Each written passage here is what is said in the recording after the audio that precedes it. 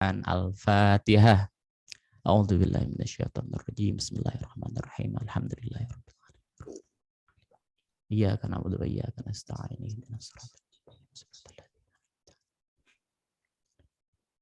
Baik, kepada Al-Ustaz Abu Salma falyatafaddal masykurah.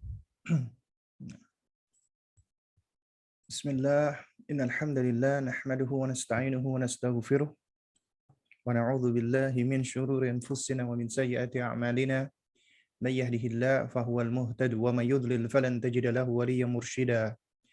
Asyhadu an la ilaha illallah wahdahu la syarika lah wa asyhadu anna Muhammadan abduhu wa rasuluh la nabiyya ba'dahu amma ba'du. Allahumma shalli ala Muhammad wa ala ali Muhammad kama shallaita ala Ibrahim wa ala ali Ibrahim wa barik ala Muhammad wa ala ali Muhammad kama barakta ala Ibrahim wa ala ali Ibrahim innaka Hamidum Majid. Amma ba'du.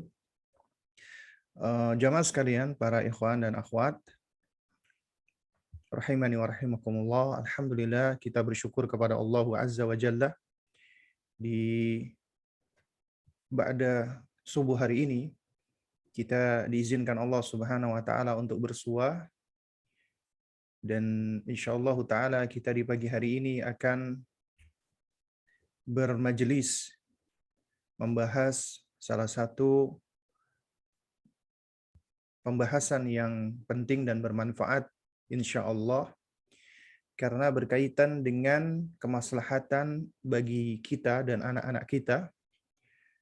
Dan kita berbicara tentang kalamullah Al-Quranul Karim dan bagaimana kita bisa menghidupkan ya kitabullah atau Al-Quranul Karim di dalam keluarga kita atau di dalam rumah kita. Insyaallah ta'ala di pagi hari ini ya, sebagaimana yang sudah tampil ya di dalam layar ya, kelihatan ya tampilannya? Iya, terlihat Ustaz. Oh, nah, baik. Suara saya juga jelas ya? Jelas Ustaz, Oh, alhamdulillah. jelas. Nah, alhamdulillah. Nah, kita insyaallah akan membahas 13 langkah ya agar anak cinta Al-Quran. 13 bukan batasan ya, ini sebagian dari langkah-langkah bagaimana cara kita agar anak-anak kita itu mencintai Al-Quranul Karim. Sebagaimana tajuknya ya, ataupun penyelenggara kita adalah ya tim atau komunitas cinta Al-Quran ya. Dan ini adalah suatu bahasan yang niscaya yang penting yang harus diketahui oleh kita sebagai orang tua. Nah, jamaah sekalian yang dimuliakan Allah Subhanahu wa taala, kita langsung saja ya. Apa langkah-langkahnya? Di antara langkah yang pertama, sebelum kita beranjak ke bahasan atau langkah berikutnya, ya di antara metode para ulama adalah tahrirul mustalah. Kita berusaha untuk menegaskan dulu istilah atau mustalah. Dan ini harus kita pahami nih sebagai orang tua, sebagai muslim. Apa yang dimaksud dengan Al-Quranul Karim? Dan ini bagian dari kaidah ya al-ilmu qabla al-qawli wal amal. Ya, ini adalah salah satu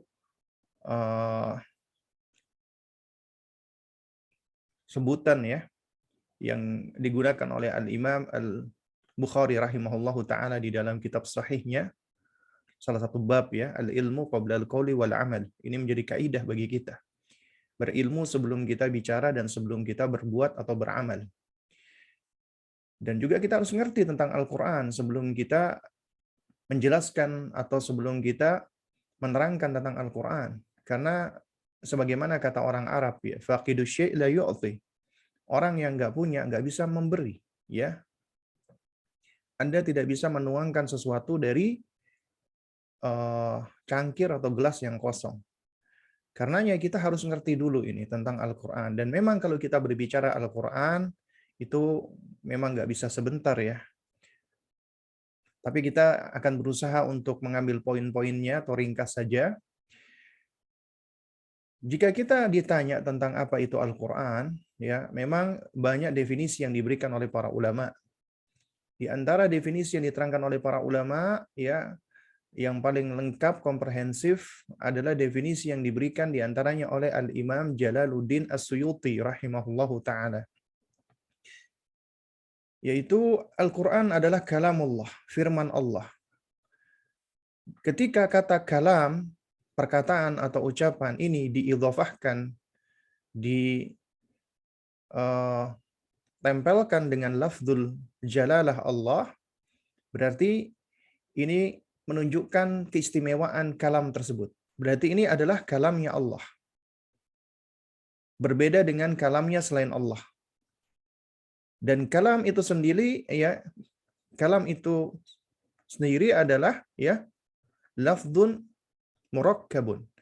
Lafaz yang tersusun, ya, dari huruf-huruf yang dia yufidu makna, yang dia membuahkan makna. Artinya perkataan atau kalam itu adalah sesuatu yang mengandung makna. Tidak mungkin kalam, apalagi ini disandarkan kepada Allah, itu tidak mengandung makna. Ya. Jadi tidak mungkin Allah berkata atau berfirman, perkataan Allah itu tidak mengandung makna atau sesuatu yang tidak bisa dipahami. Berarti itu mengandung sebuah tuduhan yang buruk, ya, bagi Allah Subhanahu wa taala. Dengan kata lain, kalamullah adalah perkataan Allah Azza wa Jalla yang mana perkataan tersebut sejatinya bisa dipahami oleh manusia. Bisa dimengerti.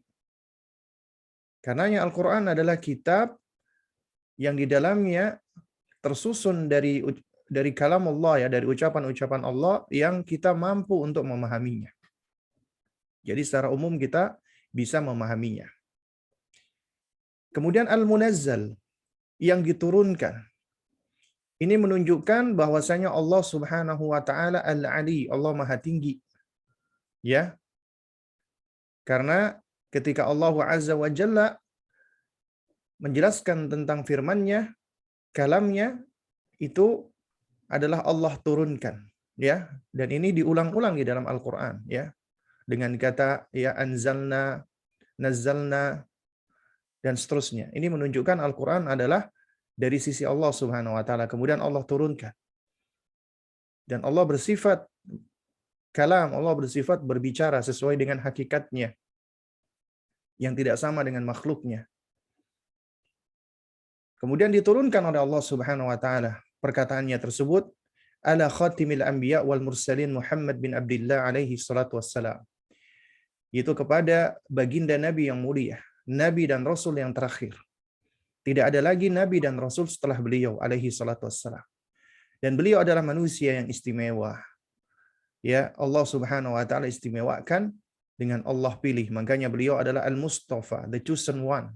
Di antara semua manusia, ya, yang Allah pilih adalah beliau. Karena beliau adalah manusia yang paling baik, yang paling bersih hatinya, yang paling indah perangainya. Maka Allah pilih beliau, ya, Nabi kita Muhammad bin Abdullah alaihi salatu wassalam. Sehingga beliau menjadi penyampai kalamnya Allah. Beliau yang menyampaikan firman-Nya Allah Subhanahu wa taala terhadap manusia. Ya. Kemudian biwasitati aminil wahyi Jibril alaihi salam. Melalui perantara malaikat Jibril sang penyampai wahyu alaihi salam. Jadi dari Allah kemudian disampaikan ke Jibril, Jibril menyampaikannya kepada Nabi kita yang mulia alaihi salatu wassalam. Mulai dari ayat yang pertama, Iqra, bacalah ya Muhammad. Ya, yang mana Nabi SAW ketika itu sedang bertahannuts, ya. Beliau mengatakan,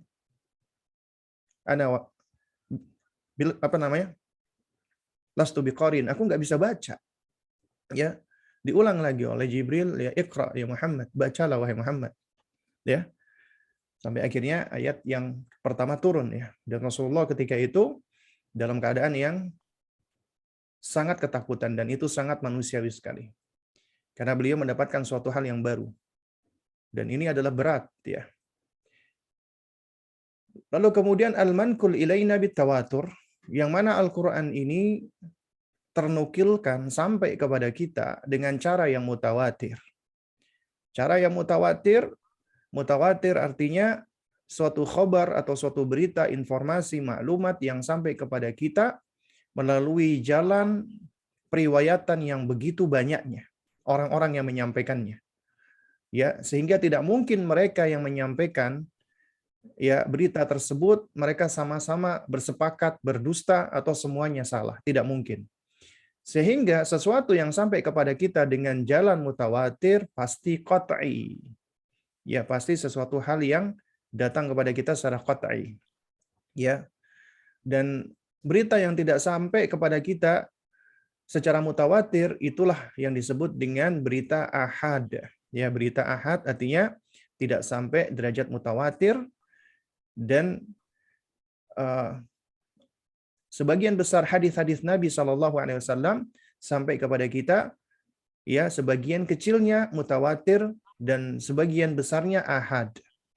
Sehingga hadis-hadis yang bersifat atau sampai kepada kita ahad itu perlu untuk diverifikasi, ya perlu untuk di cross check.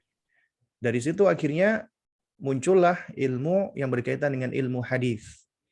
Dan ini adalah salah satu bentuk ya Allah Azza wa Jalla menjaga agama kita ya melalui perantaraan para ulama-ulama ahli hadis. Sehingga hingga saat ini 14 tahun ya. Maksud saya 14 abad ya. Ya setelah zamannya Nabi kita yang mulia alaihi salatu wassalam, agama kita tetap terjaga keotentikannya. Agama kita tetap bisa dibuktikan kevalidannya. Lantaran adanya ilmu yang dapat menverifikasi keotentikan tersebut. Di antaranya ilmu hadis. Adapun Al-Quran sampai kepada kita ya dengan jalan mutawatir. Artinya ya ribuan bahkan ratusan ribu sahabat Nabi ridwanullah alaihim ajmain mereka membawakan Al-Quran, mereka ya membacakan Al-Quranul Karim, kemudian akhirnya didengar oleh ratusan ribu dan jutaan ya ulama-ulama setelahnya atau manusia-manusia setelahnya, yaitu dari generasi tabi'in, tabi'ut tabi'in dan seterusnya. Jadi Al-Quran yang ada di zaman sekarang tidak berbeda dengan Al-Quran yang ada di zaman Rasulullah Shallallahu Alaihi Wasallam. Yang berbeda paling cuman dialek, ya, cuman cara bacanya saja, ya. Karena kita tahu ya manusia itu kan punya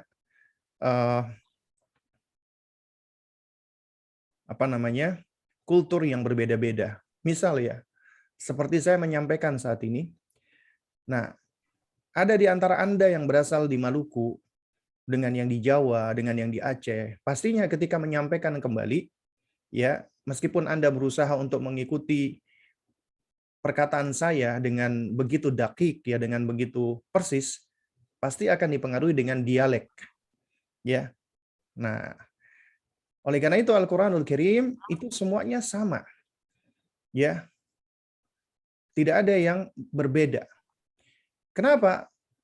Karena al-mahfudz fis sudur wa fis sutur. Allah jaga Al-Quran itu di dalam dadanya kaum muslimin dalam bentuk hafalan. Allah jaga qiraahnya, bacaannya, makanya dikatakan Al-Quran. Al-Quran itu adalah al-maqru, sesuatu yang dibaca, dan yang dibaca itu adalah kalam Allah, dan kalam Allah bukan makhluk. Dan juga al-mahfudz fis sutur, yang terjaga di dalam as-sutur, yaitu lembaran-lembaran kertas, yaitu di dalam mushaf. Makanya Al-Quran disebut dengan kitabullah, al-kitab. Karena al-kitab maknanya al-maktub, sesuatu yang tertulis. Dan yang tertulis ini adalah kalamullah, dan Allah jaga. Artinya siapa yang membaca Al-Quran salah, siapa yang menulis Al-Quran salah, sengaja tidak sengaja, ketahuan. Allah jaga. Dan tidak ada satupun kitab dari agama-agama lain yang memiliki kepresisian seperti Al-Quran. Dan kemudian juga al-muta'abbad bitilawatihi. Membaca Al-Quran itu bernilai ibadah. Kata Nabi SAW, ya, membaca Al-Quran bernilai ibadah, itu setiap ya huruf yang dibaca itu dibalas Allah ya hingga bi asyri amsalihha, hingga 10 kalinya. Ya. Dan kata Nabi, ya, alif lam mim itu bukanlah satu huruf, tapi alif wahid, lam wahid, mim wahid. Ya, alif itu satu huruf, lam satu huruf, mim satu huruf, dan tiap huruf itu Allah sediakan pahala hingga 10 kali lipat. Allahu Akbar. Itulah kalamullah Al-Quranul Karim. Karenanya ketika kita membaca Al-Quran, setiap hurufnya itu akan membuahkan pahala. Dan ini berbeda dengan kalam selain Allah. Hatta itu kalamnya Nabi. Ya, meskipun itu ucapan Nabi atau hadis qudsi. Hadis qudsi adalah ya firman Allah Subhanahu wa taala yang mana Allah menyampaikan maknanya tapi lafadznya dari Rasulullah. Ya, itu hadis qudsi. Dan membaca hadis qudsi tidaklah terhitung sebagai ibadah secara zatnya, artinya secara ketika kita membaca huruf-hurufnya. Tapi berbeda dengan Al-Qur'an. Karena ketika Anda membaca alif lam mim, Anda sudah mendapatkan ya 30 pahala. Inilah keistimewaan Al-Qur'an. Dan kalau kita mau bicara Al-Qur'an dan keistimewaannya, itu kita nggak akan bisa selesai dalam waktu 1 hari, bahkan 1 bulan, bahkan 1 tahun.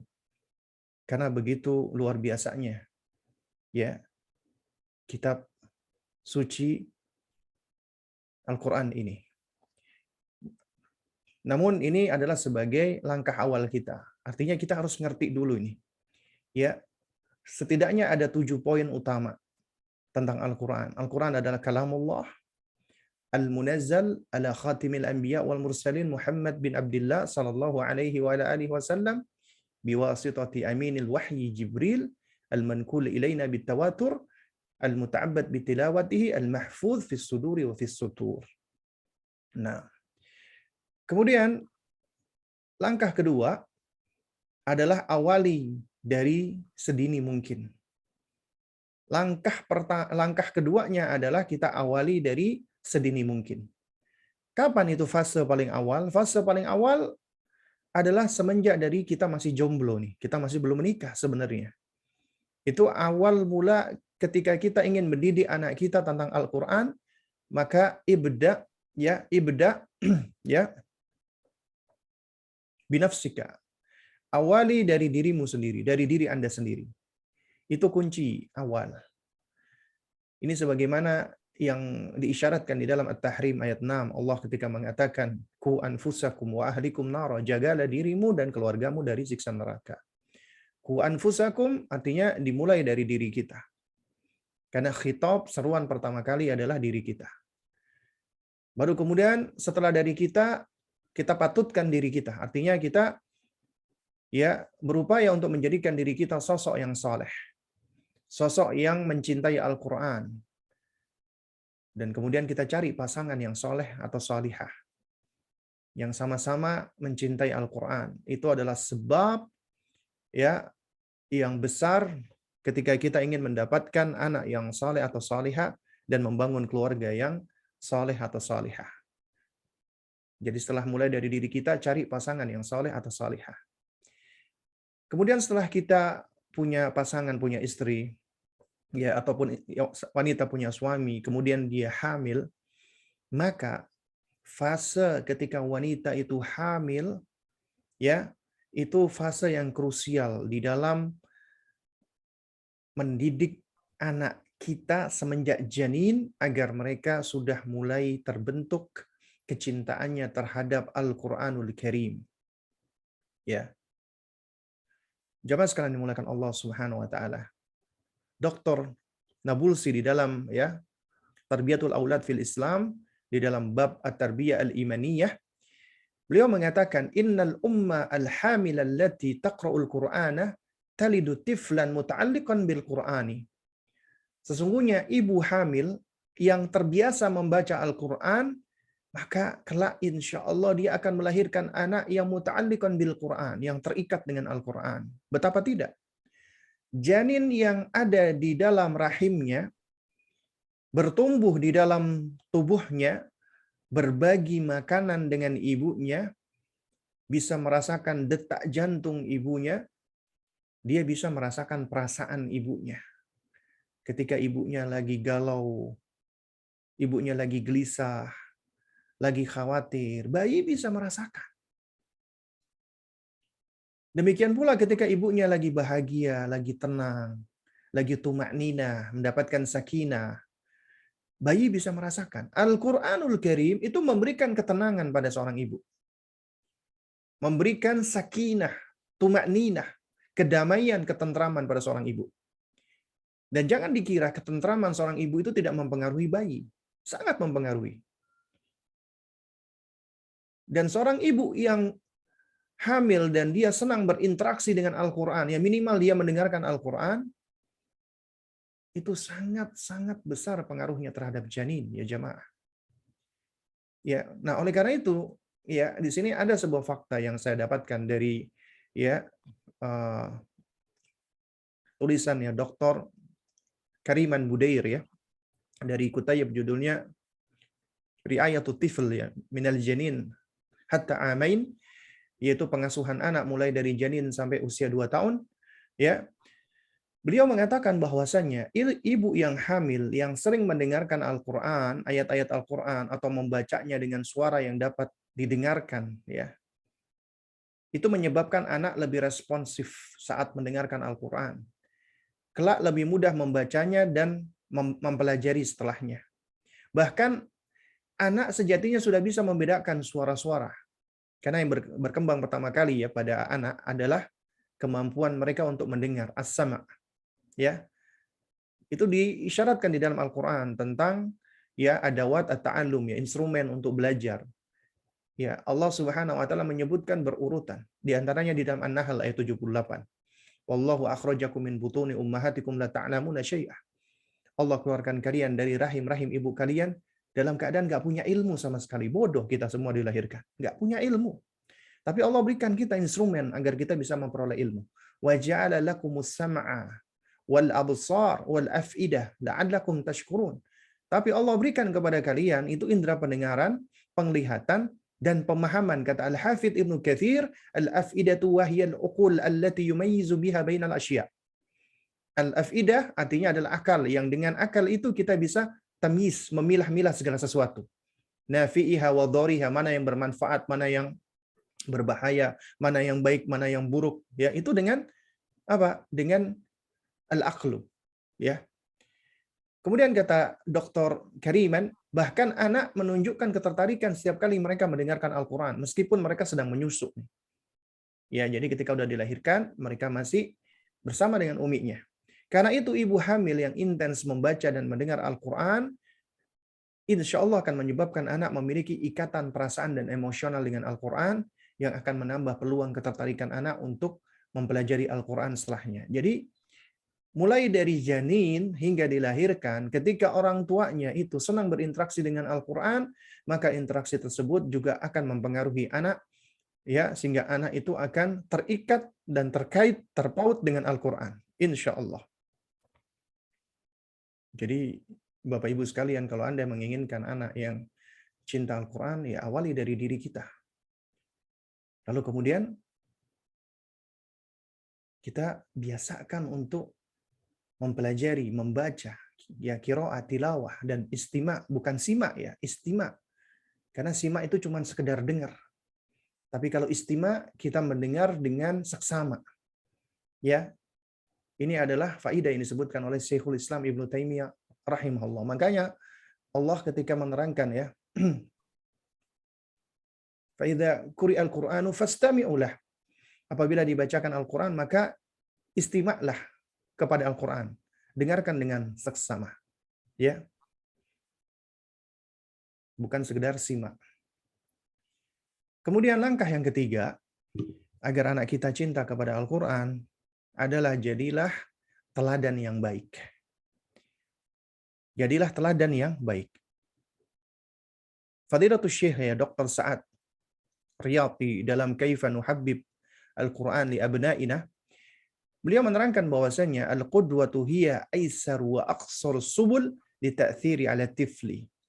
Memberikan keteladanan itu adalah cara yang lebih mudah bahkan paling singkat di dalam mempengaruhi anak. Ya, dengan cara memberikan qudwah.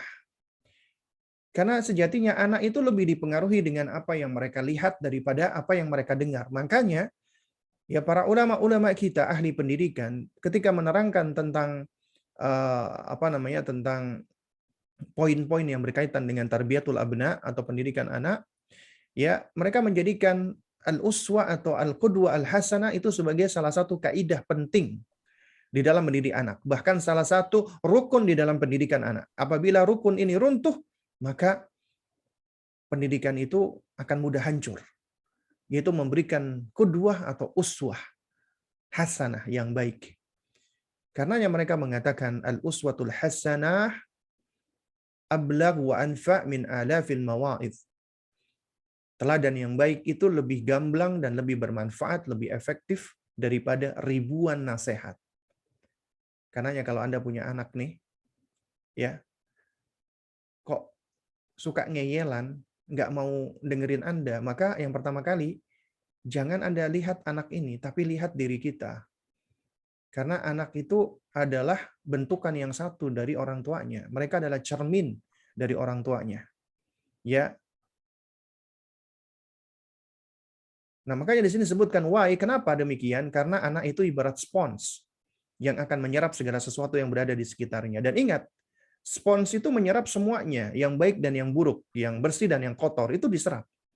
Karenanya kalau di sekeliling mereka adalah keburukan, itu yang akan mereka serap. Oleh karena itu, tidak heran ya apabila ya ada salah seorang ulama salaf ya, kalau tidak salah bernama Itban ya, mengatakan ya bahwasanya anak-anak itu ya inna uyubahum maqudatun biaibina. Sesungguhnya aib-aib mereka itu terikat dengan aib kita. Di dalam riwayat yang lain, ya ini mungkin sepertinya ada kesalahan mungkin bukan kesalahan ya, mungkin perbedaan ketika mentahqiq manuskrip. Ada yang mengatakan ya inna uyunahum maqudatun biainina. Ya, mata mereka itu terikat dengan mata kita. Ya. Nah, sebenarnya kalau kita lihat ya, kata uyun dan uyub itu bentuknya sama, cuman beda titik terakhirnya aja antara nun dan ba. Ya. Nah, cuman ini dua hal yang sebenarnya kalau mau dibaca uyub dan uyun sebenarnya juga bukan suatu hal yang sangat kontradiksi ya, tapi bahkan saling menguatkan. Artinya aib mereka itu sangat berkaitan erat dengan aib kita. Nah, kemudian dikatakan ya wal hasanu indahum ma fa'altah wal qabihu indahum ma taraktah. Kebaikan menurut mereka adalah apa yang Anda kerjakan.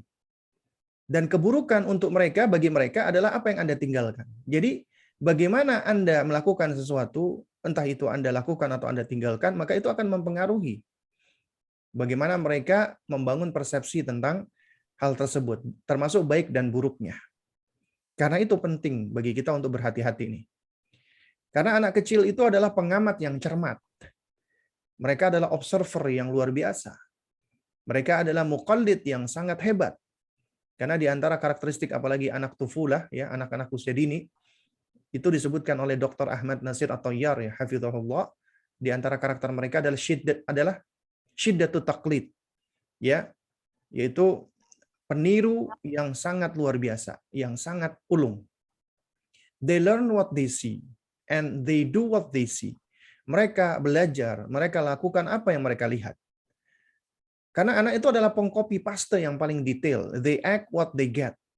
Sementara orang tua mereka adalah sesuatu yang konkret, sesuatu yang hissi, yang bisa mereka indera langsung di sekitar mereka, ya, sehingga itu lebih mempengaruhi mereka daripada ya sesuatu yang tidak hadir di dekat mereka. Karenanya, ketika Anda mengajarkan anak sholat dan Anda yang pertama kali melakukannya, itu lebih mempengaruhi mereka daripada Anda hanya sekedar ngomong, menyampaikan, ayo nak sholat nak, tapi kita nggak mencontohkan. Karena seringkali apa yang kita sampaikan itu sesuatu yang sifatnya abstrak. Jangankan bagi anak-anak, bagi kita pun juga sama. Contoh misalnya ketika saya menyampaikan, ya, atau ketika saya bilang ya, Bapak, Bu, itu loh Pak, Bu, kalau mau minum pakai ada wadah itu loh yang bening. Namanya apa itu? Oh, gelas. Nah, jadi ketika kita mendeskripsikan sesuatu misalnya, oh gelas itu tempat minum bening ya. Kita berusaha untuk apa? Untuk berusaha untuk eh, memahami. Tapi itu sesuatu hal yang tidak langsung hadir ya di dalam benak kita ya sampai kita benar-benar melihatnya secara langsung. Ya. Makanya sesuatu yang bisa kita saksikan langsung secara konkret itu yang lebih dominan sebenarnya pengaruhnya. Dan ingat, ancaman Allah Subhanahu wa taala ini sifatnya umum, ya ayyuhalladzina amanu lima taquluna ma la taf'alun. Kabura maqtan indallahi an taqulu ma la taf'alun. Wahai orang-orang yang beriman, kenapa Anda mengatakan sesuatu yang enggak Anda kerjakan? Sungguh amat besar kebencian, kemurkaan Allah. Kamu itu mengatakan apa yang tidak kamu kerjakan. As-Saff ayat 2 sampai 3. Nah, kemudian langkah yang keempat ya jemaah sekalian. Ya. Bangun rumah teladan, Baitul Qudwah. Kenapa? Karena anak-anak itu mereka bertumbuh besar itu di rumah. Karena rumah itu sejatinya adalah lembaga institusi pendidikan pertama bagi anak kita, bukan sekolah, tapi rumah. Kalau Anda ingin mencari ini, apa sekolah karakter yang paling berpengaruh terhadap anak? Jawabannya adalah rumah. Bukan pondok, bukan pesantren, bukan sekolah karakter, bukan. Karena sekolah karakter yang paling utama adalah rumah. Dan di sini ya jemaah sekalian, ini Dr. Sa'ad Riyad ya. Itu menerangkan ya, setidaknya ada 4 jenis rumah. Pertama adalah Baitul Amani, rumah penuh dengan angan-angan. Orang tuanya kepengen nih anaknya menjadi penghafal Al-Quran. Kepengen. Dia tahu Al-Quran itu mulia. Kepengen anaknya menjadi penghafal Al-Quran. Akhirnya, ya alhamdulillah mereka berusaha nih, anak dimasukkan ke TPA, ke TPQ, ke Baitul Quran. Tapi mereka sendiri malas untuk berinteraksi dengan Al-Quran. Sibuk dengan urusannya. Tidak menjadi contoh bagi anaknya. Dan ini potret mayoritas rumah-rumah kaum muslimin. Ya, padahal kewajiban anak di antara yang harus ditunaikan oleh orang tua adalah apa? Adalah mengajarkan mereka Al-Quran. Mengajarkan mereka Al-Quran. Di dalam Kutayib ya, Tarbiyatul Aulad fi Dhawil Kitabi wa Sunnah. Ya, Dr. Abdus Salam As-Sulaiman ya, hafizahullah taala. Beliau menukilkan ya sebuah kisah tentang Sayyidina Umar radhiyallahu taala anhu. Pernah didatangi seorang laki-laki. Yashku uquqa ibnihi, yang sedang mengeluhkan tentang kedurhakaan anaknya. Dia mengeluh, anaknya durhaka. Dipanggil anaknya, dinasehati oleh Sayyidina Umar. Kemudian sang anak ini bertanya, "Ya Amirul Mukminin, wahai Amirul Mukminin, apakah anak itu punya hak yang harus ditunaikan oleh abinya, oleh ayahnya?" Bala, iya. Apa itu ya Amirul Mukminin? Kemudian dijawab oleh Sayyidina Umar, di antaranya 3 hal yang beliau sebutkan.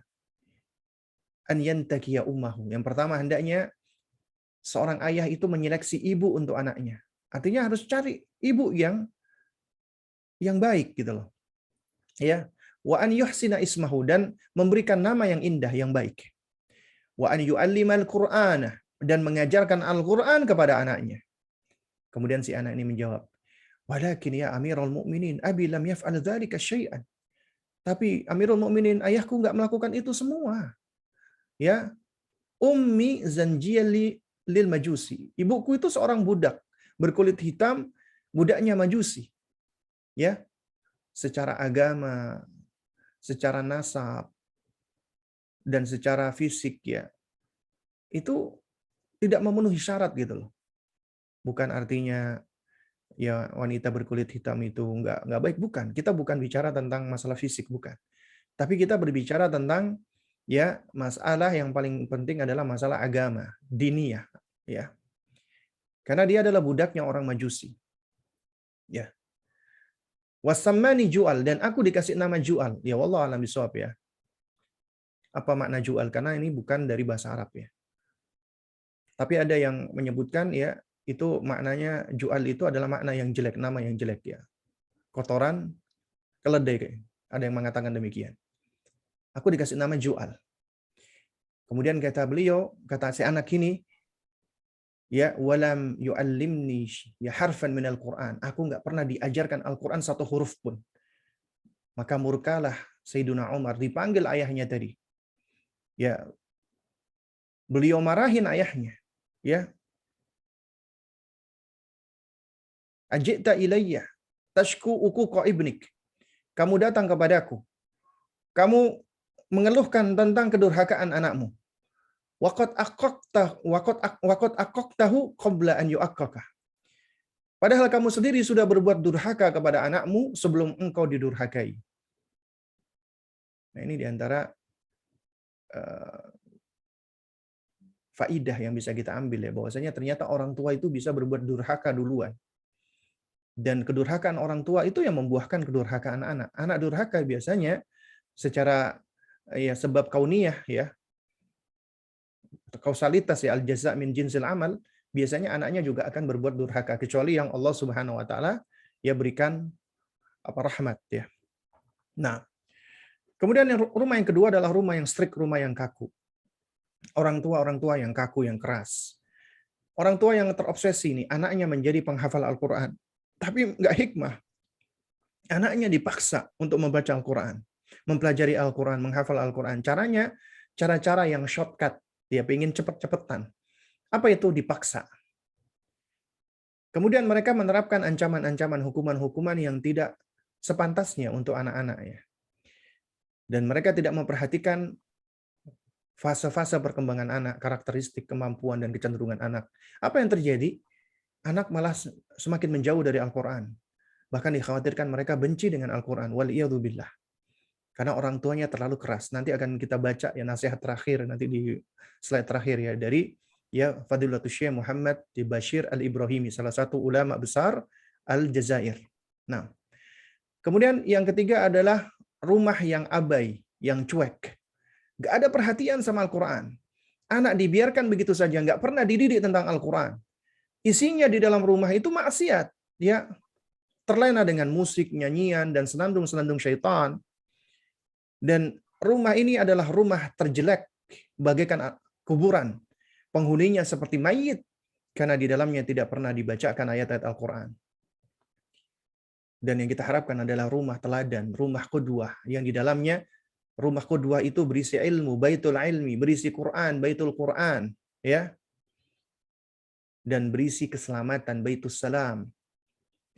Orang tuanya adalah orang tua yang hakim, yang bijak, berusaha mendidik anaknya mencintai Al-Quran, ngerti tentang perkembangan dan kemampuan anak sesuai dengan fasenya. Orang tua sendiri senang berinteraksi dengan Al-Quran sehingga menjadi qudwah. Dan mereka menerjemahkan Al-Quran di dalam pengamalan dalam keseharian. Artinya Al-Quran itu terejawantahkan di dalam amalan mereka. Akhirnya terbentuklah rumah qudwah. Dan ini rumah-rumah yang bisa mencetak para pecinta Al-Quran. Kemudian yang kelima, ya jamaah, ini adalah konsepsi para sahabat dan para salaf di dalam mempelajari Al-Quran. Dan ini bahasanya cukup panjang sebenarnya. Dan ini langkah yang penting, yaitu al-imanu qabla al-Quran. Ya, mengajarkan anak iman dulu sebelum mengajarkan Al-Quranul Karim. Dan banyak sebenarnya athar-athar yang berkaitan dengan hal ini, di antaranya athar ya dari sahabat yang mulia Hudzaifah radhiyallahu anhu qala ya inna ya amanna walam naqra'il Qur'ana. Ya, sesungguhnya kami beriman dan kami ketika itu belum membaca Al-Quran. Ya, artinya iman dulu sebelum Al-Quran. Kemudian kata beliau, wa sayaji'u qaumun yaqra'una al-Qur'ana wa la yu'minun. Akan datang suatu kaum, mereka itu gemar membaca Al-Quran, tapi mereka tidak beriman kepadanya. Juga di antara asar ya, yang juga seringkali dijadikan landasan ya, asarnya sahih ya, yaitu diriwayatkan oleh Imam Ibnu Majah dan disahihkan oleh Al-Allamah Muhammad Nasruddin Al-Albani rahimahullah, yaitu dari Jundub bin Abdullah Al-Bajali radhiyallahu taala anhu. Beliau menceritakan kunna ghilmanan hazawiratan ma'a Rasulillah sallallahu alaihi wa ala alihi wasallam fata'allamna al-imana qabla al-Qur'an thumma ta'allamna al-Qur'an fazdatna bihi imana wa innakum al-yawm ta'lamuna al-Qur'an qabla al-iman. Dahulu kami ketika masih kanak-kanak usia hazawirah itu ya, kalau kita melihat pembagian yang dilakukan oleh Al-Hafidz Ibnu Hajar di dalam Fathul Bari adalah usia 10 sampai 15 tahun. Itu disebut dengan usia hazawirah. Ya, kami bersama dengan Rasulullah. Kami mempelajari iman sebelum mempelajari Al-Qur'an. Kemudian setelah itu kami belajar Al-Qur'an sehingga bertambahlah keimanan kami. Adapun kalian saat ini, kata Jundub bin Abdullah, beliau sampaikan kepada murid-muridnya, kalian ini cenderung mempelajari Al-Qur'an dulu sebelum iman. Ya. Akhirnya apa? Akhirnya banyak orang-orang itu membaca Al-Qur'an tidak diawali dengan iman, akhirnya Al-Qur'an itu hanya menjadi hiasan-hiasan belaka. Dan ini sudah diwanti-wanti oleh Rasulullah. Karena kelak akan datang suatu zaman di mana Al-Qur'an itu adalah sesuatu yang seringkali diabaikan gitu. Hanya dijadikan hiasan. Mushaf Al-Qur'an cuma dijadikan hiasan, bacaan Al-Qur'an cuma dilihat itu keindahannya saja. Ya. Bahkan Al-Qur'an ya itu seakan-akan menjadi suatu hal yang murah. Ya, hanya sekedar dihadirkan, dibaca indah, kemudian yang baca dikasih uang atau dibayar. Bahkan ketika Rasulullah menerangkan tentang sekte yang paling sesat, Khawarij, Nabi SAW itu di antara yang beliau sifatkan ya mereka, ya itu sampai-sampai Nabi itu mewanti-wanti sahabatnya. Kalau sahabat itu akan merasa diri mereka itu enteng, ya, gak ada apa-apanya dibandingkan mereka. Mereka adalah orang-orang yang giat beribadah, ya, biasa berpuasa, dan mereka membaca Al-Quran, tapi bacaan mereka tidak sampai ke kerongkongan mereka. Ya. Dan juga di dalam sebuah riwayat yang sahih, ya, yang hasan, ya, dihasankan oleh Syekh Al-Albani rahimahullahu taala, Nabi kita yang mulia, beliau pernah bersabda, "Inna aktsara munafiqi min ummati qurra'uha." Sesungguhnya mayoritas dari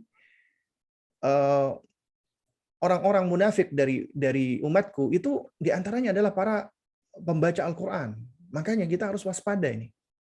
Karena Al-Quran itu bisa menjadi hujjatul lana au alaina. Bisa menjadi hujjah yang mendukung kita atau hujjah yang malah ya menentang kita di hari kiamat nanti. Ya. Karenanya iman sebelum Al-Quran. Ya, dan ini memang bahasanya cukup panjang sebenarnya ya, karena banyak keterangan ya dari para ulama yang dimaksud dengan iman sebelum Quran itu apa sih? Ya. Lalu kemudian kita lanjutkan ya. Langkah keenam adalah dahulukan untuk menumbuhkan cinta dulu sebelum anak menghafal Al-Quran. Terutama cinta kepada Allah. Karena Al-Quran itu kalamullah, firman-Nya Allah. Apabila anak itu ditumbuhkan cinta kepada Allah, maka anak akan cinta kepada nama-namanya Allah, sifat-sifatnya Allah, perbuatan-perbuatannya Allah, ya termasuk Al-Quranul Karim. Karena ini pokok. Makanya dikatakan oleh Syekhul Islam Ibnu Taimiyah rahimahullahu ta'ala, mahabbatullah hiya asasul iman wa aslul ibadah. Cinta kepada Allah adalah pondasi iman dan pokoknya ibadah. Bahkan cinta itu motornya ibadah, penggeraknya ibadah. Ya. Dan juga ya dikatakan fahubbullahi jalla wa ala huwa hayatul qulubi wa naimul arwahi wa qurratul uyuni wa a'la naimid dunya. Cinta kepada Allah adalah kehidupan hati, kenikmatan ruh, penyejuk mata, dan kenikmatan tertinggi di dunia. Kalau Anda ingin mengetahui apa nikmat yang paling tinggi di dunia adalah mencintai Allah. Makanya Ibnu Taimiyah dan muridnya Ibnu Qayyim rahimahullahu taala ketika menerangkan tentang jannatud dunia, surganya dunia adalah mahabbatullah. Karena orang yang mencintai Allah dia mendapatkan ketenangan di dalam hidupnya. Dan ketenangan ini adalah di antara sifat-sifat ahlul jannah. Kita tahu hidup di dunia, kita nggak akan lepas dari yang namanya kekhawatiran, ketakutan, kegundahan, kegelisahan, ya dan yang semisalnya. Tapi itu semua akan sirna ketika seseorang masuk ke dalam surganya Allah. Yang ada adalah ketenangan, kebahagiaan, ketentraman. Allah sudah memberikan nih, ya, sebagian dari ya sifat-sifat yang akan didapati oleh manusia ketika di surga, yaitu ketenangan, ketentraman, kebahagiaan yang abadi. Demikian pula Allah sudah berikan nih sebagian sifat-sifat yang akan dirasakan sebagian ya dari ahlun nar, para penghuni neraka, yaitu rasa takut, rasa gelisah, khawatir dan seterusnya. Itu adalah yang dirasakan oleh ahlun nar, para penghuni neraka. Makanya Allah jadikan kita hidup di dunia ini ujian. Dan Allah berikan sebab-sebab kita di dunia ini untuk bisa memperoleh ketenangan, ketentraman, kebahagiaan, ataukah kita malah lebih memilih hal-hal yang menyebabkan kita menjadi gelisah, gundah gulana, khawatir, dan seterusnya. Karena itu ya jemaah sekalian, penting bagi kita untuk mendidik anak cinta kepada Allah terlebih dahulu. Dan mencintai Al-Quran. Ini adalah motor yang akan menggerakkan mereka. Ya. Dan ini memang ada bahasanya lagi khusus ini sebenarnya. Ya, Syekhul Islam Ibnu Taimiyah rahimahullahu taala, beliau mengatakan, "I'lam anna muhrikat al-qulub ila Allah azza wa jalla thalatha." Ketahuilah bahwasanya motor penggerak hati kepada Allah itu ada 3. Al-mahabbatu wal khaufu war raja. Cinta, harap dan takut. Wa aqwaha al-mahabba, yang paling kuat adalah cinta. Wa hiya maqsudatun turadu lidzatiha. Dan cinta itu adalah tujuan yang dikehendaki secara esensinya, secara zatnya. Ya, li'annaha turadu fid dunya wal akhirah. Karena cinta itu yang dituju baik di dunia ataupun di akhirat. Bi khilafil khaufi fa innahu yazulu fil akhirah. Tapi berbeda dengan rasa takut. Karena rasa takut ini di akhirat bagi orang-orang ya yang Allah masukkan ke surga akan hilang. Sebagaimana firman Allah, ala inna awliya Allahi la khaufun alaihim wa lahum yahzanun. Ketahuilah sesungguhnya wali-wali Allah, itu orang-orang yang taat kepada Allah, tidak ada ketakutan atas mereka dan mereka tidak pula bersedih. Kemudian kita lanjutkan lagi ya. Ya. Yang keenam, ya ini sepertinya waktu ya, jadi kita singkat-singkat lah ya. Itu kita berusaha untuk meraih cintanya anak. Ya, artinya kita harus menjadi orang tua yang dicintai anak sehingga kita terkoneksi dengan baik. Artinya kita membangun koneksi dengan anak kita. Ya, lalu bagaimana caranya? Di antaranya ya, kita awali kita sebagai orang tua agar kita bisa meraih cintanya anak, maka kita pertama kali harus mencari cintanya Allah dulu, berusaha untuk meraih cintanya Allah. Dan selalu at-taqarrub, dekat dengan Allah, beribadah kepada Allah. Kemudian yang kedua, kita selalu meminta kebaikan kepada Allah untuk diri kita dan untuk anak-anak kita.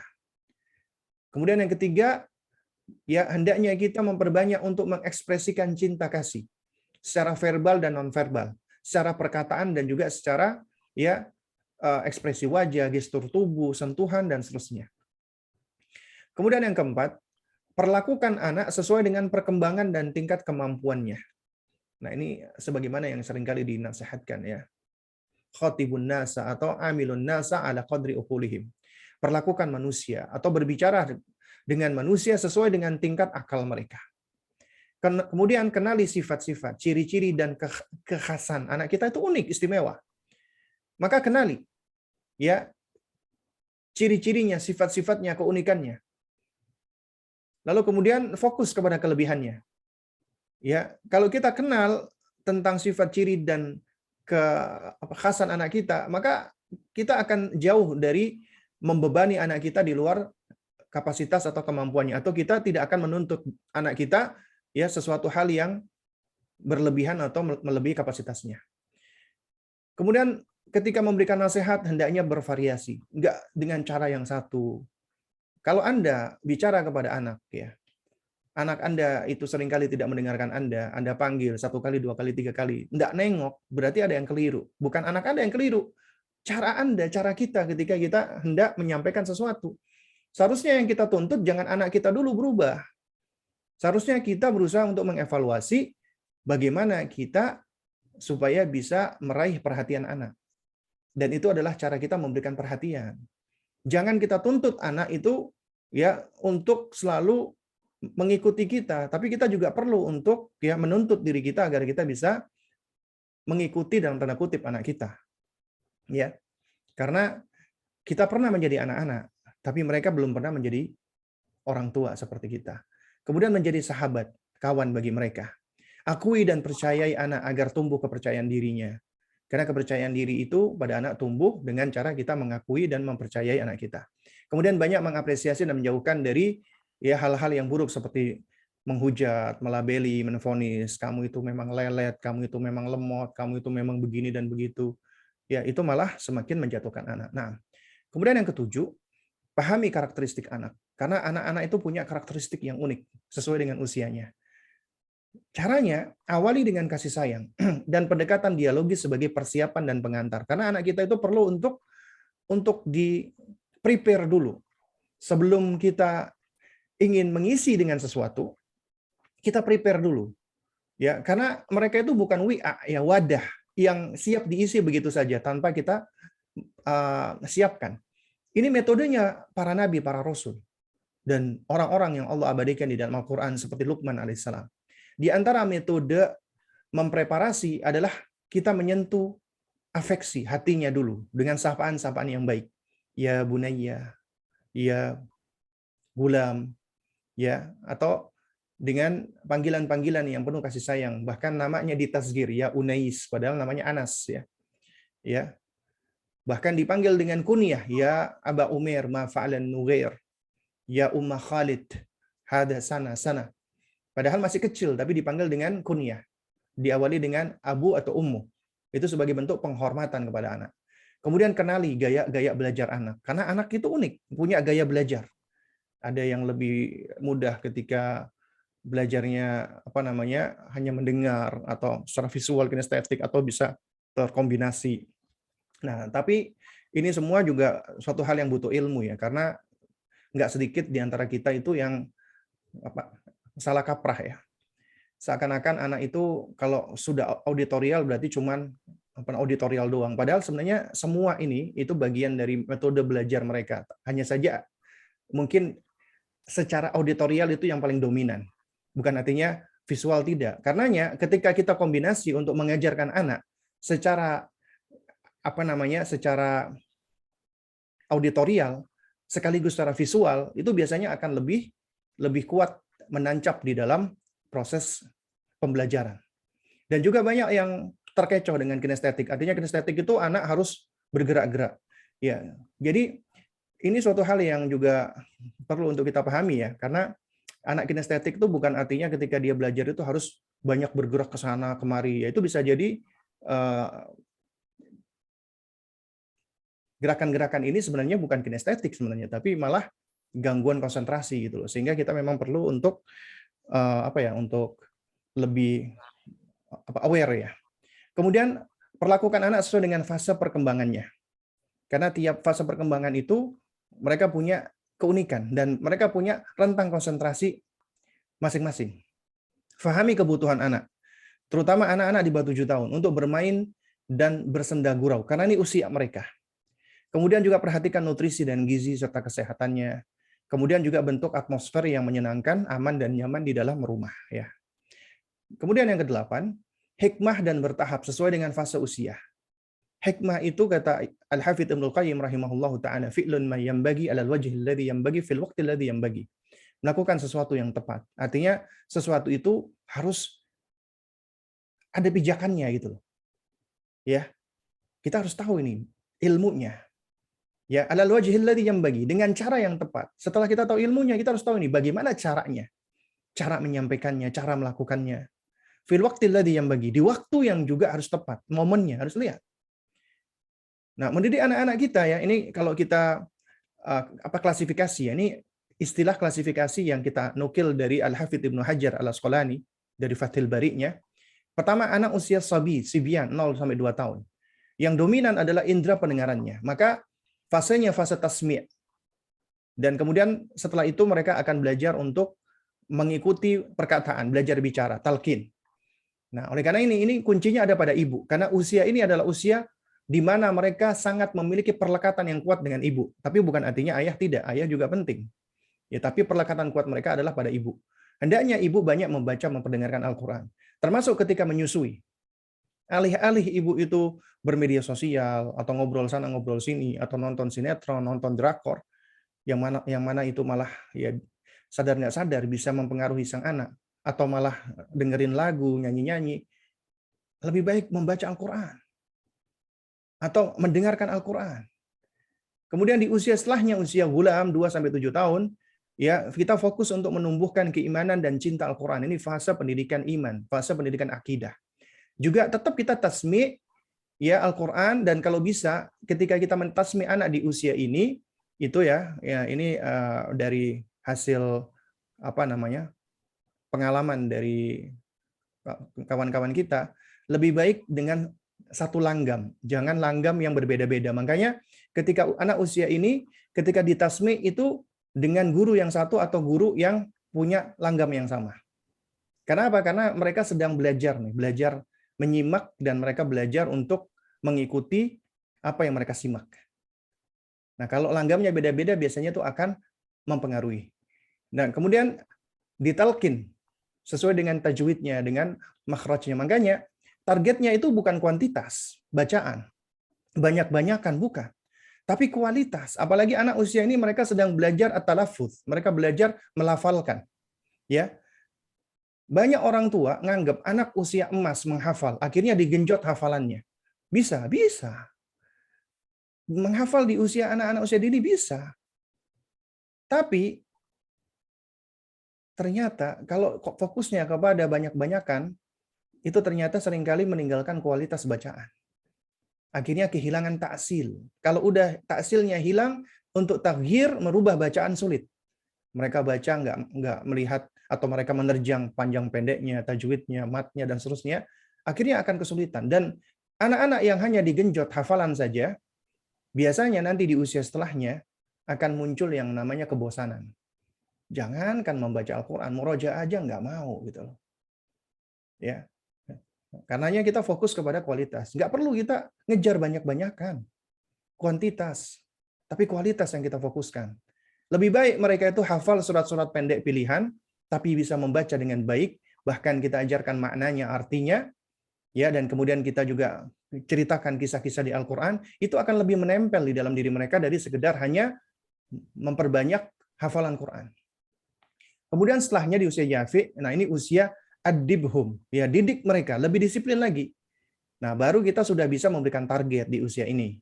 Kita motivasi agar tumbuh roja untuk menghafal Al-Quran. Tetap kita tasmi, kita talqin dari guru-guru atau ustadz-ustadz atau kita sendiri, ya, agar kemudian kita sudah mulai masuk ke tahfidz dengan target-target, tapi tetap tidak sampai tidak sampai memberatkan mereka. Kenapa? Karena apabila target itu membuat berat, ya memang target ini kan suatu hal yang penting ya sebenarnya di dalam sebuah lembaga tahfidz ya, untuk bisa mengevaluasi metode dan seterusnya. Tapi juga penting untuk membentuk atmosfer ketika anak menghafal Al-Quran itu mereka senang, fun, enjoy dengannya. Karena banyak ini orang tua yang mengeluh, anak saya itu nangis-nangis Ustadz, karena ya target hafalannya begitu banyak. Ujung-ujungnya apa yang terjadi? Berinteraksi dengan Al-Quran membuat anak itu jadi stres. Subhanallah. Ini kalamullah loh. Dipelajari malah membuat menjadi stres. Ini nggak layak. Ada yang keliru dengan metode. Ya. Seharusnya ketika membaca Al-Quran, mempelajari Al-Quran itu menjadi lebih tenang, lebih bahagia. Nah, kalau sampai seperti itu berarti ini ada sesuatu gitu loh. Kemudian juga ya kita juga sudah bisa untuk lebih memperbaiki lagi ya bacaannya agar lebih indah. Keindahan itu belakangan sebenarnya, yang penting benar dulu. Kemudian mereka belajar menulis ya, khat. Kemudian sudah belajar lebih dalam lagi. Nah, kemudian sampai usia hazawar 10 tahun sampai 15 tahun biasanya. Baru kemudian kita sudah mulai melakukan pendekatan dengan cara membangun khaufnya, rasa takut. Nah, ini baru boleh kita ancam-ancam nih. Sebelumnya kita hindarkan dulu dengan cara mengancam-ancam. Di usia ini baru kita sudah bisa melakukan ancaman-ancaman. Ya. Di antara dalilnya adalah hadis tentang salat. Ya muru auladakum bisolati wa hum abna'u sab'in. Ya perintahkanlah anakmu untuk salat di usia 7 tahun. Nah, kata muru auladakum ini sebenarnya lebih ke arah targhib. Kita memotivasi mereka. Wadribuhum 'alaiha wa hum abna'u ashrin. Pukul kalau nggak salat di usia 10 tahun. Nah, ini baru arahnya ke tarhib. Kita memberikan ancaman-ancaman dan sanksi termasuk hukuman. Anak usia hazawar bangun khaufnya, takut. Kemudian masuk ke murajaah, mutabaah tentang bacaannya. Kemudian juga kita juga harus fokus nih untuk anak supaya paham tentang apa yang dia baca, belajar tafsir, belajar lughah, ya, kemudian mengambil ijazah bacaan itu boleh. Ya, meskipun tidak wajib. Nah, kemudian yang kesembilan ya, jauhkan anak dari keburukan. Ini penting. Konsep at-takhliyah ya, artinya membersihkan dari keburukan. Ibarat orang menanam, itu harus disiapkan lahannya, dicabut yang namanya rumput-rumput liar, ataupun ada benalu-benalu dan yang semisalnya, itu harus disingkirkan dulu. Agar tanaman bisa tumbuh dengan baik. Ya. Nah, ibaratnya sama, karena Abu Hamid Al-Ghazali rahimahullah itu mengibaratkan mendidik anak itu sama seperti orang yang sedang bertani atau bercocok tanam. Ya. Karenanya kita harus jauhkan anak-anak dari keburukan-keburukan. Ya. Dan ketahuilah bahwasanya hati manusia, ya, hati itu memang mambaul khair wasyarr. Ya, kata Al-Is bin Abdissalam. Itu adalah sumbernya atau tempat bersemayamnya kebaikan dan keburukan. Dan apabila hati itu lebih banyak diisi dengan keburukan, maka akan menekan kebaikan-kebaikan di dalamnya. Demikian pula apabila hati itu diisi dengan kebaikan, akan menekan keburukan-keburukan di dalamnya. Karena itu, kita jauhkan mereka dari keburukan. Dari menonton acara-acara yang nggak berguna, mengandung syirik, bid'ah, maksiat. Atau kita memfasilitasi mereka untuk hal-hal yang sia-sia dengan gawainya, main game, atau nonton YouTube yang nggak ada manfaatnya. Atau mereka dibiarkan dengan musik-musik, lagu-lagu. Kemudian juga di dalam rumah, itu hendaknya ada foto-foto, gambar-gambar di dalam rumah, itu dilepas. Karena ada larangan dari Nabi SAW. Itu bisa menyebabkan rumah itu digandrungi oleh syaitan.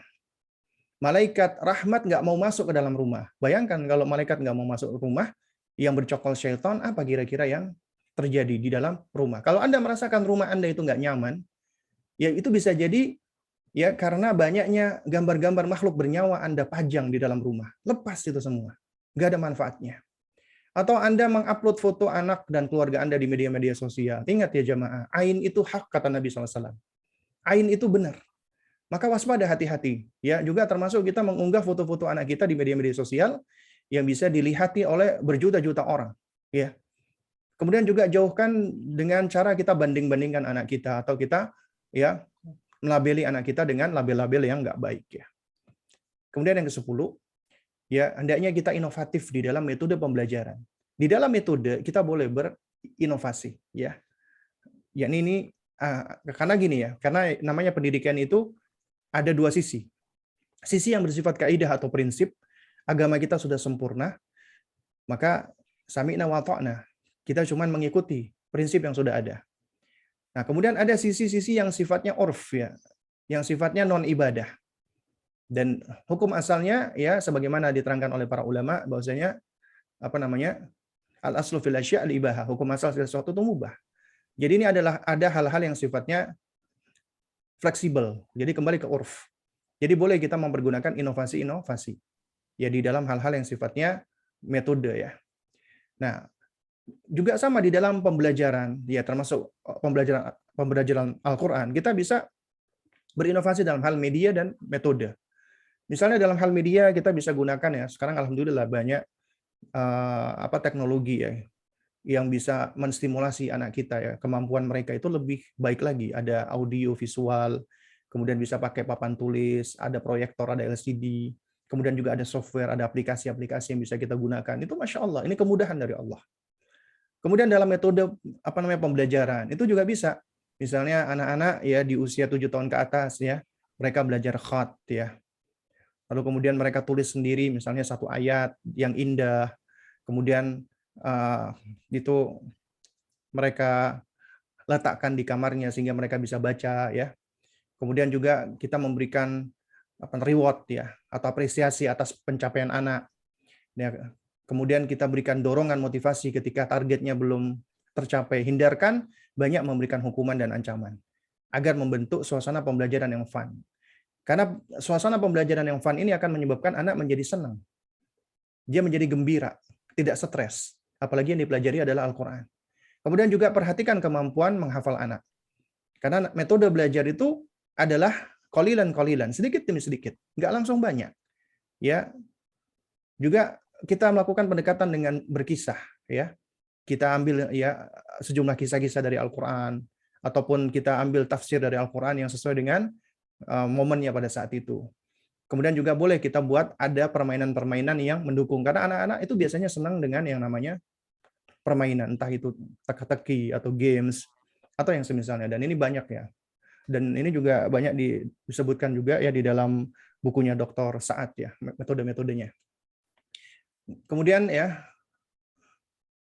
3 langkah terakhir, ya ini sebagai motivasi bagi ya kita orang tua khususnya, dan juga ini juga perlu untuk kita ajarkan kepada anak kita bagi para pecinta Al-Quran. Bahwasanya mereka itu ya Masya Allah ya, mereka para penghafal Quran, bukan cuma penghafal ya, tapi juga yang mengamalkan Al-Quran. Itu Allah Subhanahu wa Ta'ala, sebagaimana diterangkan oleh Nabi yang mulia alaihi wasallam, itu sudah menerangkan keutamaannya. Di antaranya ketika di hari kiamat ya, ketika manusia dikumpulkan di padang mahsyar, yauma yafirul mar'u min akhi wa ummihi wa abi wa sahibatihi wa bani. Hari di mana ketika itu seseorang itu berlari menjauh ya dari saudaranya, dari orang tua dan anaknya ya, dari anak dan istrinya, itu menjauh. Tapi ternyata di situ ada orang-orang yang malah mendekat atau mencari orang tuanya. Sebagaimana kata Nabi SAW, ya man qara al-Quran wa amila bima fihi. Ini perhatikan, siapa yang membaca Al-Quran dan mengamalkan Al-Quran, ya, maka albisa walidahu tajan yaumal qiyamah. Maka kelak dia akan memakaikan ya mahkota kewibawaan kepada orang tuanya di hari kiamat. Dhau'uhu ahsanu min dhau'i syamsi fi buyutid dunya law kanat fikum. Cahaya dari mahkota itu lebih indah, lebih bersinar, lebih berkilau daripada cahaya matahari yang masuk di rumah-rumah kalian ketika di dunia ini. Ya. Jadi kita akan memasangkan mantel dan mahkota kemuliaan kepada orang tua kita. Bahkan juga akan dibangkitkan bersama ya kiramil bararah, yaitu para malaikat yang mulia lagi berbakti. Sebagaimana Nabi SAW mengatakan, ya, mathalul ladzi yaqra'ul Qur'ana wa huwa hafizun lahu ma'as safaratil kiramil bararah. Ya, perumpamaan orang-orang yang membaca Al-Quran dan ia menghafalnya, ya seperti orang yang akan dibangkitkan ya bersama malaikat yang mulia lagi berbakti. Di dalam riwayat yang lain dikatakan alladzi yaqra'ul Qur'ana wa huwa mahirun bihi ma'as safaratil kiramil bararah. Orang yang baca Al-Quran dan ia mahir membacanya, ia akan bersama dengan para malaikat yang mulia lagi berbakti. Ya. Dan masih banyak lagi sebenarnya. Nah, kemudian yang ke-12, ingat ya, tak ada gading yang tak retak. Artinya jangan mengejar kesempurnaan dan kita jangan terlalu over ekspektasi. Kita ikuti prosesnya, enjoy the process. Anak kita manusia biasa, punya kelemahan. Tapi bukan artinya kita fokus pada kelemahannya, kita fokus kepada kelebihannya. Karena orang tua yang fokus pada kelemahan anak biasanya akan cenderung untuk menjatuhkan anak. Tapi kita fokus, tiap anak itu unik, pasti ada kelebihannya. Jangan terlalu over ekspektasi, akhirnya menyebabkan diri kita kecewa berlebih. Jangan terlalu memuji anak setinggi langit, akhirnya menyebabkan anak menjadi tinggi hati, sehingga mereka sulit menerima ketika mereka gagal. Akhirnya mereka tidak memiliki resiliensi. Ya. Jangan terlalu meremehkan anak, akhirnya anak pun tidak punya kepercayaan diri. Hargai, apresiasi, berikan pengakuan, dan maklumi atas kekurangan-kekurangan anak. Kemudian yang terakhir, jangan lupa untuk terus berdoa kepada Allah, lalu bertawakal. Tetap sebetapapun kita berupaya untuk mendidik anak kita agar mencintai Al-Quran, tetap hidayah taufik di tangan Allah Subhanahu wa Ta'ala. Kita hanya bisa menyampaikan, kita hanya bisa berusaha, kita hanya bisa berikhtiar. Di antara upaya kita yang nggak boleh ditinggalkan adalah berdoa. Ya, minal awal ilal akhir, berdoa dari awal sampai akhir. Karena doa itu sendiri adalah beribadah. Nah, terakhir adalah nasihat ya. Ini nasihat yang indah sekali. Nasihat yang perlu kita renungkan bersama ya, yaitu dari seorang Al-Alamah Al-Jazair ya, yang bernama Muhammad Bashir Al-Ibrahimi rahimahullahu taala. Beliau mengatakan ya, nah ya, qala rahimahullahu taala, la yahdhirul muallimun al-kiram min suluki tilka tariqatil atiqah allati kanat sya'i'a baina muallimil Qur'an. Hendaknya para pendidik yang mulia mereka menghindar ya dari mengikuti metode antik, metode kuno. Dikatakan at-tariqah al-atiqah, itu metode yang kuno yang ternyata banyak dilakukan oleh para pendidik Al-Qur'an. Apa itu? Wahiya akhdul atfali bil qaswati wa tarhibi fi hadzal Qur'an. Yaitu mendidik atau mengajari anak Al-Qur'an dengan cara kekerasan dan pemaksaan. Ya, agar anak menghafal Al-Qur'an. Fa inna tilka tariqah hiya allati afsadat hadzal jail wa gharasat fihi rada'il muhlika. Karena metode seperti inilah yang dapat merusak generasi ini dan dapat menanamkan keburukan yang membinasakan mereka. Ya. Itu penting ya jamaah. Kemudian kata beliau, innal qaswata wal irhaba wal unfa ya tahmilul atfal alal kadhibi wan nifaq. Sesungguhnya sikap keras, suka nakut-nakuti, ngancam dan sikap bengis itu dapat menghantarkan anak, menyebabkan anak itu suka berbuat kebohongan dan melahirkan sifat nifak atau kemunafikan. Waliyadzubillah. Wa taghrisu fihim al-jubn wal khauf. Dan juga dapat menanamkan di dalam jiwa mereka sifat pengecut dan penakut. Yang lebih parah lagi adalah wa tubghidu ilaihim al-qiraah wal ilm. Sehingga mereka pun menjadi benci dengan membaca dan belajar. Ya, membaca Al-Qur'an dan mempelajari Al-Qur'an. Waliyadzubillah. Wa kullu dzalika ma'dudun fi jinayatil muallimina al-jahilina bi usulit tarbiyah. Kata beliau, semua ini itu terhitung sebagai kejahatan atau kriminalitas para pendidik yang jahil dengan pondasi pendidikan. Ya. Kemudian kata beliau, ya.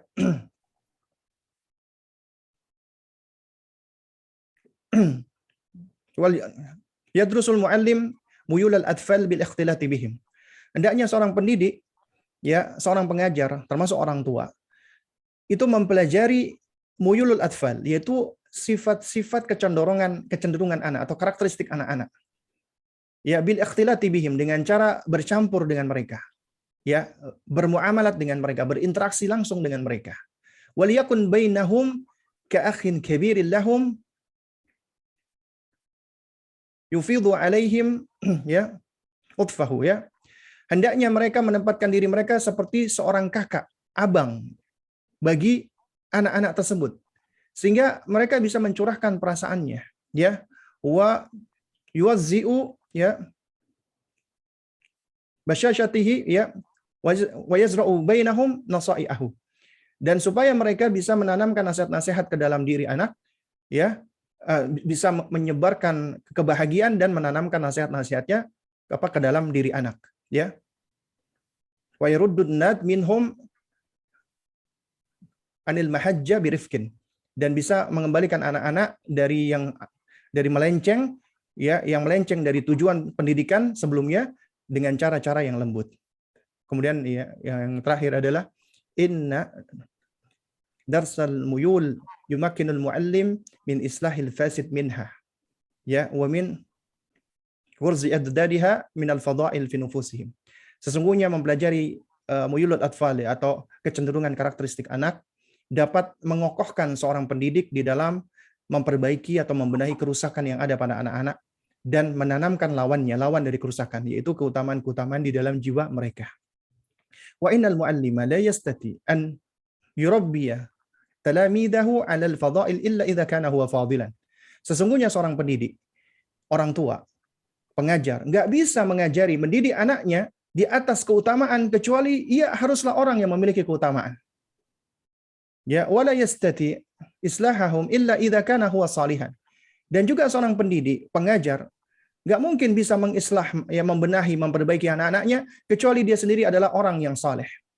Orang yang mensolehkan dirinya sendiri. Itu diawali dengan dirinya sendiri. Li'annahum ya'khuduna minhu bil qudwa aktsar mimma ya'khuduna minhu bitalqin. Karena anak-anak, murid dia atau anak, itu cenderung untuk mengambil dari gurunya, dari orang tuanya, berupa qudwah atau contoh keteladanan, lebih banyak daripada mengambil sekedar talqin atau dikte dari gurunya. Artinya, apa yang mereka saksikan dari gurunya, atau bagaimana guru atau orang tua memperlakukan anak muridnya, itu yang lebih dominan mempengaruhi mereka daripada apa yang diajarkan oleh guru dengan lisannya. Ini adalah nasihat yang sangat indah sekali, ya, yang bisa menjadi cambuk bagi kita. Nah, ya dengan demikian ya, alhamdulillah kita sudah membahas 13 langkah. Mudah-mudahan yang sedikit ini bisa memberikan manfaat, dan mohon maaf ya sampai 6:30 ya, karena apa namanya, ternyata memang tidak bisa kita bahas ringkas sesuai dengan waktu ya. Baik, berikutnya saya kembalikan kepada moderator kita atau pembawa acara kita. Baik, Masya Allah, Tabarakallah, banyak sekali ilmu yang kita dapat di pagi hari ini ya Ayah Bunda, khususnya terkait dengan agar anak kita cinta Al-Quran ya.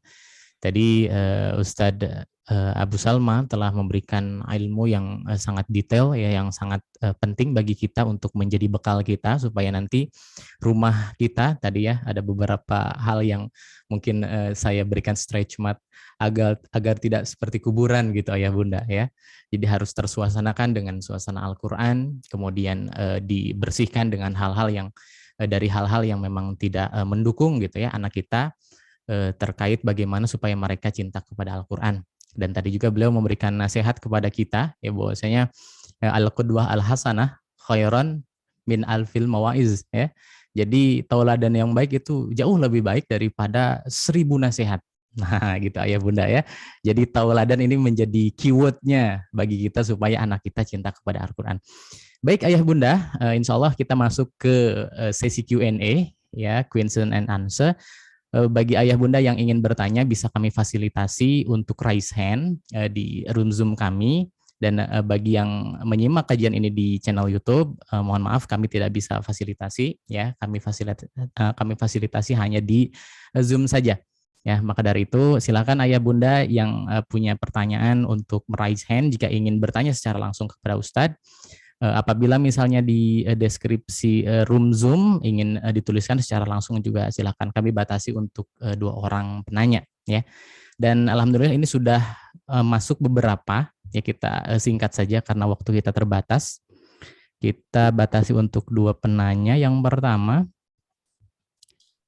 dari Ummu Zafira, Afwan. Dari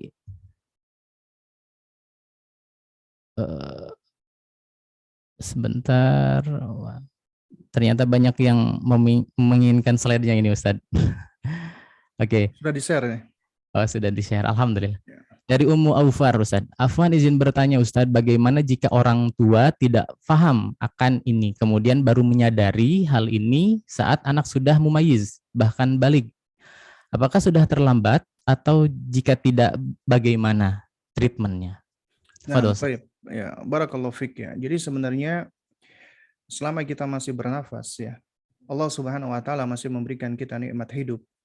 Dan yang paling penting dari itu, Allah memberikan kita hidayah taufik, maka masih ada kesempatan bagi kita untuk memperbaiki apa-apa yang mungkin dahulunya kita jatuh kepada kesalahan, kita lalai, kita abai. Alhamdulillah Allah berikan kita kesempatan untuk bisa memperbaiki. Lantas bagaimana caranya kita memperbaiki? Ya, yang pertama, ya tentunya ketika kita sadar nih, kita keliru, kita salah, kita kurang. Ini karunia dari Allah, taufik, hidayah dari Allah. Maka kita awali dengan kita menjaga hidayah taufik tersebut. Jangan sampai hilang, jangan sampai Allah ambil lagi. Ya, dengan cara kita mensyukuri nikmat tersebut, nikmat hidayah, nikmat taufik. Kita bersyukur kepada Allah. Allah masih sayang dengan kita loh. Allah berikan kita hidayah, Allah berikan kita taufik. Sehingga kita ngerti, kita sadar ketika kita meninggalkan kewajiban kita dahulu ya, karena kejahilan kita atau karena pengabaian kita. Itu ternyata sekarang Allah berikan hidayah, Allah berikan taufik. Maka kita syukuri dulu nikmat tersebut. Kemudian yang kedua, nah kesalahan-kesalahan kita yang dahulu yang kita lakukan, maka kita harus berusaha untuk istilahnya al-bara'ah. Kita berlepas diri nanti di hadapan Allah. Dengan cara apa? Kita bersyukur kita beristighfar kepada Allah. Mohon ampun kepada Allah, bertaubat kepada Allah dengan taubatan yang sahih, taubatan yang nasuha, taubat yang sebenar-benarnya. Karena kelak Allah akan meminta pertanggungjawaban kita nih. Nah, oleh karena itu, ketika kita masih di dunia, masih ada kesempatan bagi kita untuk membersihkan itu semua dengan cara awali dengan bertaubat kepada Allah Subhanahu wa taala. Banyak beristighfar kepada Allah. Kemudian setelah itu kita banyak meminta tolong kepada Allah agar Allah senantiasa memberikan kita al-quwah, kekuatan, keistiqomahan agar kita bisa terus belajar, menuntut ilmu dan mendampingi anak-anak kita. Kemudian yang ketiga, tetap ada haknya anak yang harus kita tunaikan. Ketika misalnya anak kita ini ada kecenderungan mereka jauh dari Al-Quran, caranya kita perbaiki dulu koneksi kita dengan anak kita. Sebelum memperbaiki koneksi kita dengan anak kita, kita tetap terus memperkuat koneksi kita dengan Allah. Itu kunci yang penting. Ya. Kemudian awali dengan kita meminta maaf kepada anak kita. Kita sampaikan dengan ketulusan hati. Nak, Umi ingin bicara, nak, ya. Kita cari waktu. Kita sampaikan, ya. Baru kemudian kita jelaskan apa yang ada di dalam pikiran kita. Kita sampaikan, Umi sebenarnya nak sayang dengan kamu. Kita tunjukkan dulu kita sayang, kita cinta dengan anak kita. Lalu kemudian setelah itu baru kita sampaikan apa penyesalan-penyesalan kita. Ya, dalam artian Umi menyesal, nak, dulu Umi kurang memperhatikan kamu, dulu Umi begini dan begitu. Itu boleh kita sampaikan. Ya, baru kemudian setelah itu kita minta maaf. Yang mana kita harapkan insya Allah dengan minta maaf itu akan bisa menghancurkan atau mendobrak barier atau penghalang antara diri kita dengan anak kita. Ya, apalagi kalau kita ngomongnya dari hati, karena ya al-kalam, ya namanya perkataan, ya idza kharaja minal qalbi, apabila keluar dari hati, maka dia akan juga mudah untuk merasuk ke dalam hati.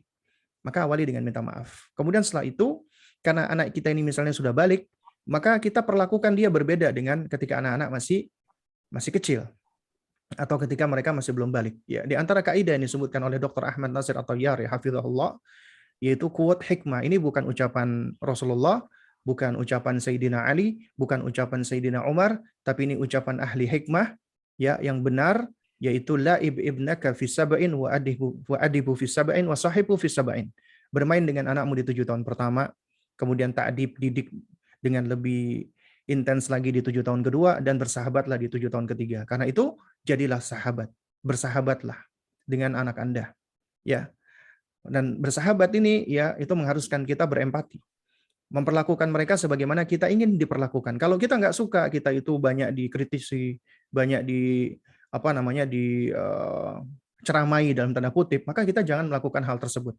Bahkan yang lebih baik adalah kita menjadi pendengar yang baik agar kita lebih bisa memahami anak kita.